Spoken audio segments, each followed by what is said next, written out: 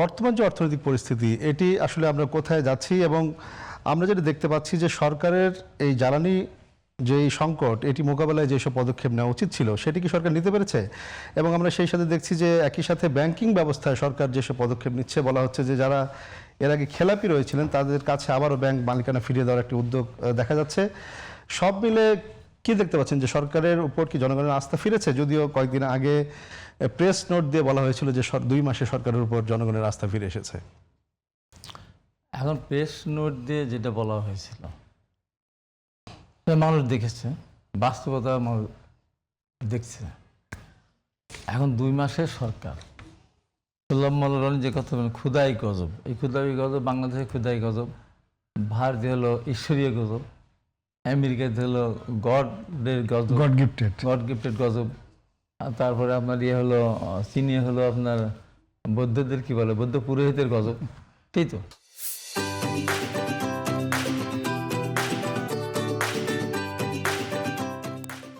এটা তো আমরা কেউ জানতাম না যে ইরান আক্রান্ত হবে এবং তার জন্য তেলের ক্রাইসিসটা হবে।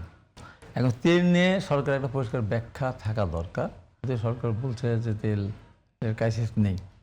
আমরা দেখছি বিভিন্ন সোশ্যাল মিডিয়াতে যে ডিব্রুগড়তে তেল উপসিয়ে পড়ছে, সেখানে ট্রাঙ্ক লরি যারা আছে সেগুলো তা আনলোড করতে পারছে না। তাহলে সমস্যাটা কেন? সমস্যা হলো এইগুলি বিতরণ করে হলো 3টা কোম্পানি, সরকারেরই তা, পদ্মা মেঘনা যমুনা। এই জায়গাটা একটা ঘাপলা আছে, যে কারণে আপনারা দেখেন যে 2025 সালের মার্চ এপ্রিল কত তেল সাপ্লাই দিয়েছিল পাম্পগুলোতে, এবার কত দিয়েছিল, এই ডিফারেন্সটা বুঝলে আপনি তখন দেখবেন যে না ঘাটতি কতখানি। খুব একটা ঘাটতি আছে বলে আমার কাছে মনে হয় না। এখানে একটা কারসাজি চলছে, সরকারকে বেকার ফেলার জন্য এখানে কিছু স্টক করা আছে। কালকে যেমন হয় বাংলা টিভিতে টকশো ছিল, উপস্থাপক বলতেছিলেন যে আমি যেটা আসি বাসে আসলাম কেন, তো বলতে আমার মাথায় তেল নেই। 10 লিটার নিয়েছিলাম, বেশ 15-16-18 দিন চললো। এখন তেল আনতে থেকে 7-8 ঘন্টা অপেক্ষা করতে হয়, এই জন্য আমি বাসে চড়ি। তাহলে আমি বাসে চড়ি, আমি টেম্পোতে চড়ি, আমি মেট্রো রেলে চড়ি, পায়ে হাঁটি, গ্যাসের গাড়িতে চড়ি। এখন যে জিজ্ঞাসা করলো ভাই আপনি বাসে যাবেন কেন, আমার মাথায় তেল নাই, তো না তোমার আমার আছে ভাই, আমি কিছু তেল জমা করে রেখেছি। আপনি জানেন প্রত্যেকটা জায়গায় এরকম কিছু না কিছু মানুষ তেল জমা করতেছে। এখন আশ্চর্য ব্যাপার, ঘরে ঘরে আপনার অকটেন চাষ হচ্ছে, দেখছেন অকটেন পাওয়া যাচ্ছে, ঘরে ঘরে আপনার পাওয়া যাচ্ছে পেট্রোল, পানির মধ্যে ড্রামে ড্রামে আপনার চাষ হচ্ছে হলো ডিজেল। কারা করতেছে এগুলি? এ পর্যন্ত কয়েক হাজার মামলা হয়েছে, কারা করতেছে এগুলি? দেখেছেন এ পর্যন্ত মিডিয়াতে সব আমার, তারা এইগুলো সরকারকে বিকাশে ফেলার জন্য এই কাজটা তারা করতেছে। এখন তার সরকার কী করতে, সরকার অবশ্যই চেষ্টা করা উচিত।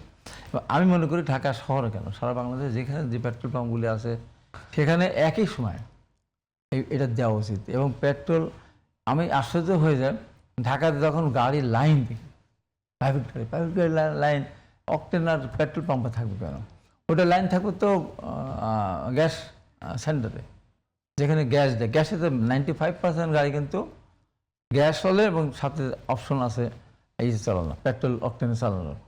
তো অকটেন পেট্রোল চালাতে হলে যারা অপশন যাদের নাই তাদের কথা আলাদা। গোলাম আল্লাহ রনি যেমন গ্যাস চালে না, অকটেন দিয়ে পেট্রোল চালে, সেই কারণে ওই যে আপনাদের গাড়ি ব্যবহার করতেছে সম্ভবত, রাইট, আমার গাড়ি বের করি না, এই করতেছে না গ্যাস।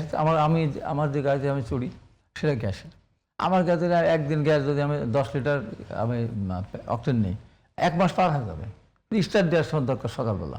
এই গাড়ির লাইনগুলি কেন এত হাজার হাজার মোটরসাইকেল কোথা থেকে আসছে? আমি আমার এলাকায় আমি ছিলাম বেশ কিছুদিন, ওই দেখছি এটা ওই নিয়ে এক জায়গা থেকে নিয়ে আরেক জায়গায় পরে ওখানে আবার দিয়ে দোকানে বিক্রি করে দিয়ে আসে। 120 টাকা করে কিনে 200 টাকার বিক্রি দিয়ে আসে। এখন 140 টাকা কিনে হয়তো 130 টাকা, আরও 10 টাকা লাভ হবে ওদের, বিক্রি করে দিয়ে আবার আসবে, আবার কিছু জমাচ্ছে। এই যে একটা মানে নৈতিকতার অবক্ষয়, এই কারণে এই জিনিসটা হচ্ছে বলে আমার কাছে মনে হচ্ছে। এখন সরকারকে ভাবতে হবে আমার হলুদ প্রণালী দিয়ে আমার কত পার্সেন্ট গ্যাস আসে, কত কে তেল আসে এবং কত পার্সেন্ট আপনার এলএনজিটা যে আসে, হিসাব করে অন্য জায়গায় আমাকে খুঁজতে হবে।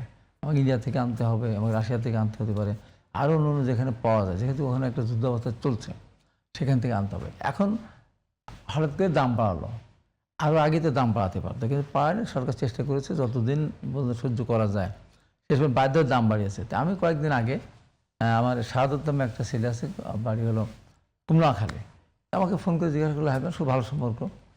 তো আমার ফোন একবার চুরি হয়ে গেছিলো, আমার টক শো দেখার পরে আমাকে ফোনও কিনে পাঠিয়েছিল। তো আমাকে জিজ্ঞাসা করছে, হ্যাঁ আপনার কোনো গ্যাসের কি তেলের কী অবস্থা? তেলের ক্রাইসিস তো একটা আছে, দাম এখনো বাড়েনি। আমি তোমার ওখানে কী অবস্থা?